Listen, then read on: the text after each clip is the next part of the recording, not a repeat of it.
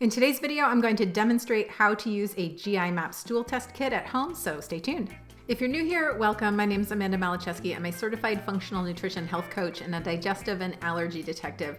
For weekly videos on how to make sense of diets and supplements for IBS and SIBO, please consider subscribing and be sure to hit the bell to be notified when I post a new video. As an IBS and SIBO health coach, as well as a former IBS and SIBO sufferer, the GI map stool test has been an invaluable tool for me to understand more about what's going on under the hood personally, and to help my clients understand what might be some of the root causes of their IBS and SIBO symptoms. So this video is just intended to be a little demo about how to use the test kit and how to get it ready for shipping, and a few tips you might need to prepare for taking the test to make sure that you get the most accurate results. So let's dive in. All right, so I'm here with a GI map stool testing kit, and let's open this up and take a look at what's inside. So when we open up the box, we have the test requisition form, which you'll need to complete and send back with your test kit. There is an instruction sheet, and inside is this little biohazard bag.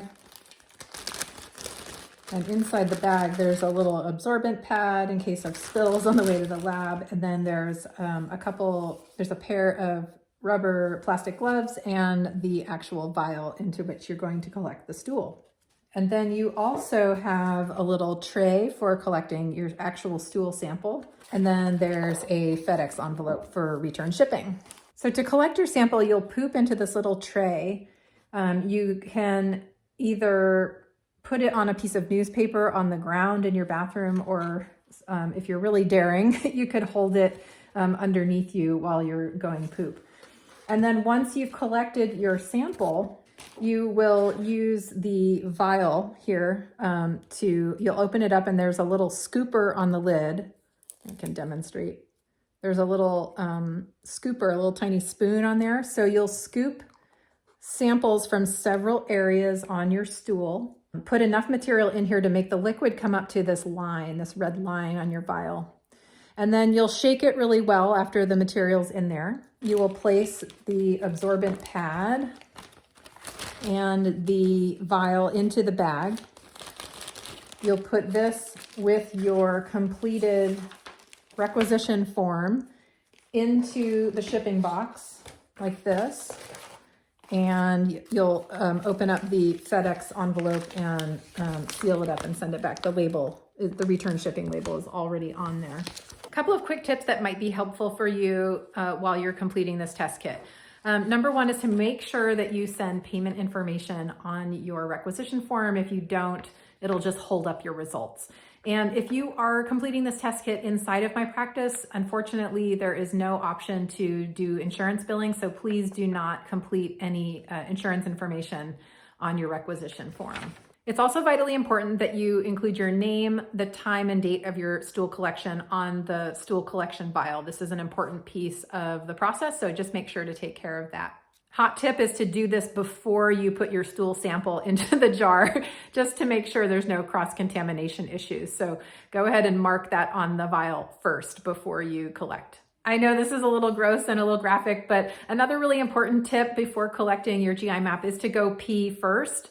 And then you'll make sure that you're not going to accidentally contaminate your poop sample with urine. So go ahead and go pee first and then do your pooping. Another really helpful tip for cleaning up after your collection is to have some kind of plastic garbage bag handy right away, so that after you empty your poop that you didn't use in the sample vial back into the toilet for flushing, you can just put that little paper tray and the gloves that you used in that little trash bag, seal it up, and take it out to the garbage.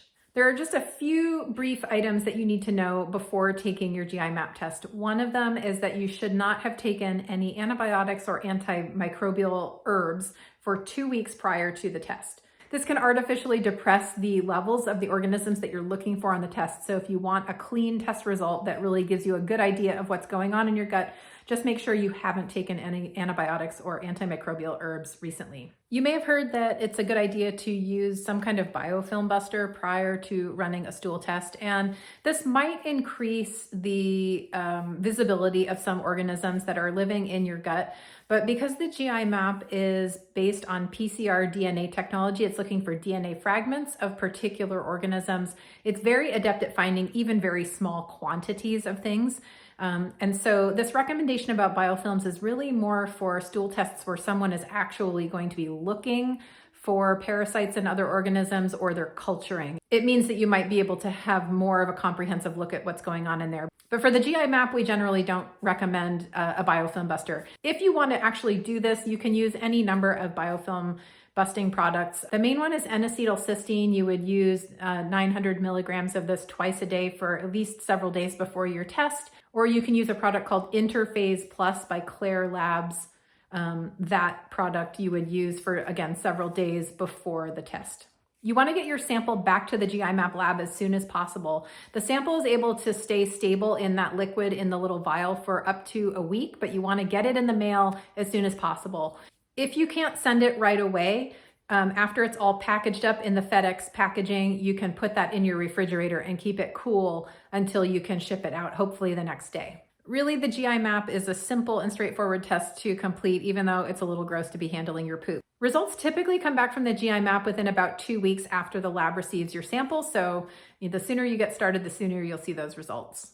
Well, there you have it, folks. The tips and tricks to help you get your GI map test kit out the door, back to the lab, so you can start figuring out what's going on in there. And if you're somebody who has been interested in running this test to address IBS or SIBO symptoms, but you haven't been able to find a provider willing to run it for you, I do want to let you know that this is something that I offer inside my Calm Digestion Method program, as well as everything you need to know about what to do with those results on the flip side, whether you need to address things or not, and as well as all the dietary advice and supplementation protocols and everything that you might need to know about what to do with that. So if that's something that you need help with and you've been looking for support with that, doors are currently open for my Calm Digestion Method program, and it's an application only admission process. But if this sounds like you and you'd like to talk more with me about that, please schedule yourself a free 45-minute discovery call with me, and we'll have a conversation about whether or not you're a good fit for the program and whether I'm the right practitioner for you. And if I'm not, I'll do my best to refer you to somebody who can help.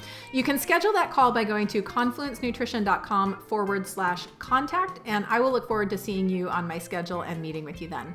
If you like this video, please consider sharing it with somebody who could use it, and also clicking like or subscribing. That really helps bring this video to more people. So I hope you're well, and I look forward to seeing you all next time.